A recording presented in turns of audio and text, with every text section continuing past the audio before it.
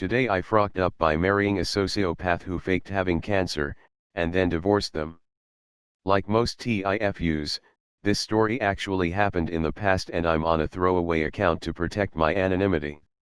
About 6 years ago, I was dating a girl who I had go to school with, and reconnected with at a bar one night after blacking out from alcohol and marijuana. The start to any true love story?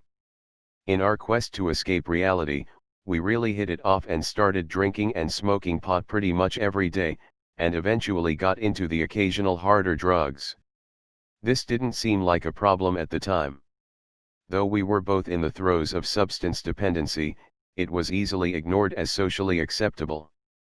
Fast forward a few years, and everything seemed great. I had a great job, we had just moved into a nice apartment and we were deeply in love. She was my best friend, and I saw us getting married and having a family one day. However, in the winter a few years ago, she gave me the devastating news that cancer from childhood had returned. It was heartbreaking to hear, and I did everything I could to comfort her. I told her how I would take care of her, and love her no matter what, and that we were going to beat it. I offered to go to her doctor appointments, give her rides, buy whatever she needed and do what any good partner would do. But things seemed off from the get-go. While she was always getting sick from chemo, anytime I tried to take off work to go to a doctor's appointment, the appointment would get changed at the last minute. Or something else would pop up, like a UTI or injury that would require going to the ER. I can't tell you how many days I spent with her waiting in ERs or taking her to doctor's appointments at various hospitals. I even picked her up at Dana-Farber about 10 times, after supposed doctor appointments. The odd part was, whenever I was able to be there, doctors would always ask me to leave the room before speaking with her, which I didn't see as odd at the time. That gave her the cover she needed to keep the ruse going. I figured most of her sicknesses that popped up were related to the chemo. After all, she was losing lots of weight, was very sickly and throwing up daily. She also was able to answer most of my questions related to her treatment.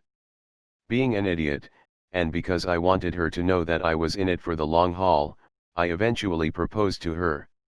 And that fall we had an amazing wedding. Over 100 of our closest friends and family, a beautiful fall day and one of the happiest days of my life. Her uncle, a lawyer, officiated for us and I was happy to call her my wife.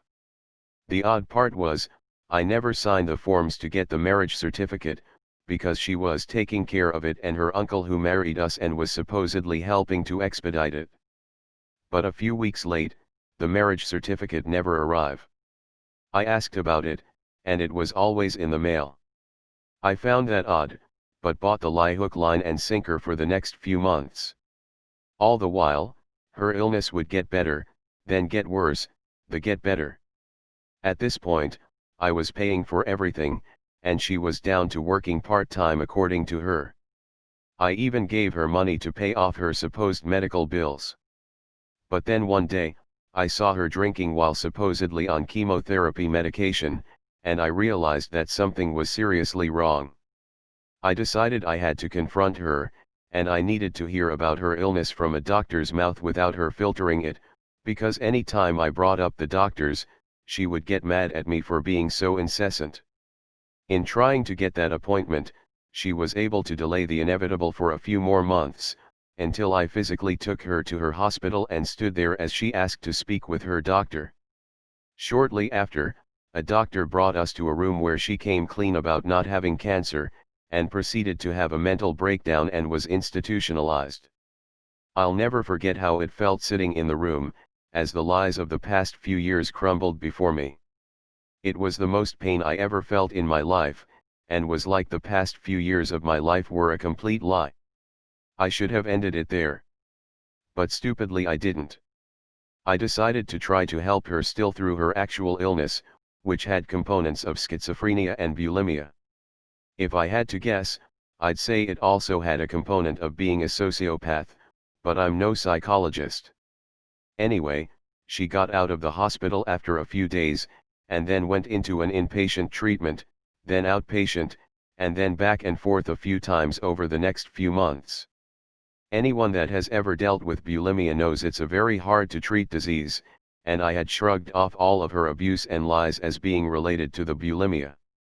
Eventually, when she was stable, we started planning to move to New Hampshire, because her new job was in New Hampshire.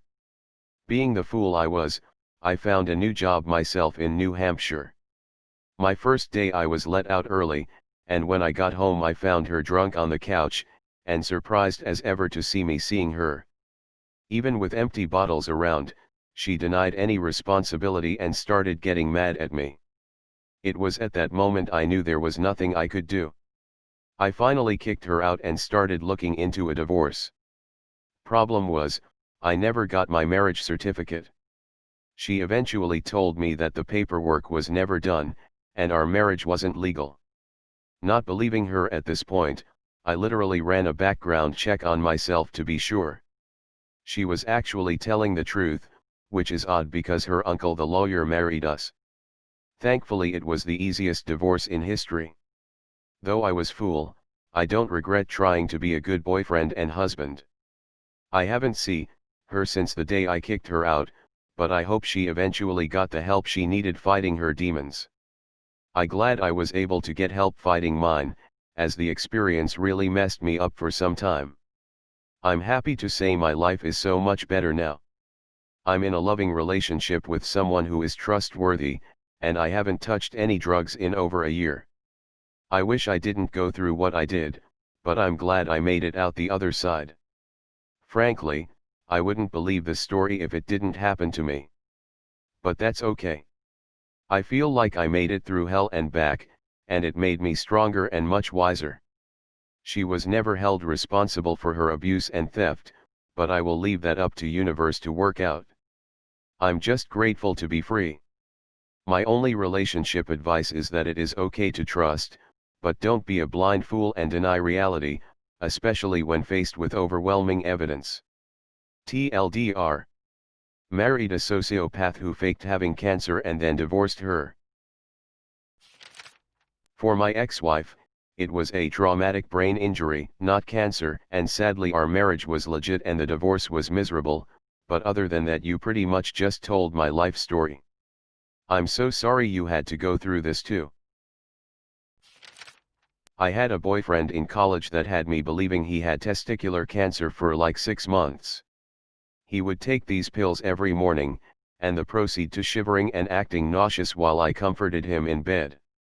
There were other lies, of course, but my suspicions got the best of me, and I eventually looked in his medicine cabinet to see what drug he was taking every morning that made him so sick. Turns out it was acne medicine. Unfortunately, I was young and dumb and never confronted him or broke it off, at that point when I absolutely should have. But, luckily for me we didn't last long after that anyways. For my ex-wife, it was chronic fatigue syndrome and or Epstein-Barr virus. The reality is that she was just a straight-up addict. She stole. From her family. From my family. From me. We couldn't have a checking account, because she would write checks for drugs, prescriptions, even if we didn't have the money in the bank. It got to the point where no bank would open an account for us. We dealt strictly in cash, but I had to buy a strongbox, with a key lock, to hide money so she wouldn't buy drugs with it. She somehow got to the key. I bought a 3-digit combination lock strongbox. She figured out the combination. I bought a 6-digit strongbox. She somehow pried it open. She lied. About everything. But the one that hurt the most was when she was pregnant.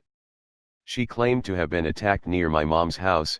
We were staying there because, surprise, we were between places, and lost the baby. But she didn't report it to the police, and refused to talk to them when they showed up at the hospital. I figure that she either didn't want to have my child, and did something to harm the baby, or she had gotten pregnant by someone else and was afraid the child would be born, obviously not mine. That stuff is just the tip of the iceberg, and even more than 20 years later, I still suffer from some of the after effects. Far better than my friend that married a druggie, and never even questioned that the paperwork they signed was turned in. It wasn't, and they were living in her parents' old house. He paid for and took wonderful care of her mother till she passed, then did a full upgrade on the entire house. She died while he was out of state for work, thankfully with his work stuff since it was a long project, and her kids told him that he couldn't come back.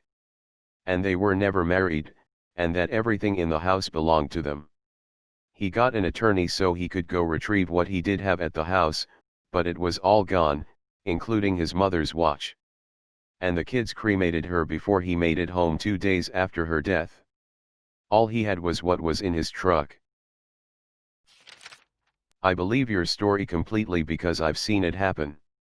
I used to be friends with a guy named Adrian, his real name, because frock that guy. Adrian lied for years about having a rare form of cancer. He seemed sweet and genuine and very matter of fact. He claimed to be constantly in and out of the hospital. He claimed one of our friends who worked at the hospital had treated him there, and claimed another friend who was a lawyer had helped him to write his will. He would ask for rides to the ER from friends, and then sneak out of the hospital and walk home. When people tried to check on him in the hospital, he claimed he couldn't answer his phone because the service was spotty. He manipulated multiple girlfriends into believing his story, and gaslit the shiz out of them whenever they started asking questions. Worst of all, he claimed radiation had made him sterile, so he kept trying to persuade these women to have sex without protection. If ever a girlfriend tried to break up with him, he used his imminent death to manipulate them into staying with him. When the truth finally came out, I was so hurt and shocked. Listening to one of his ex-girlfriends explain her experiences was one of the worst things I've ever heard.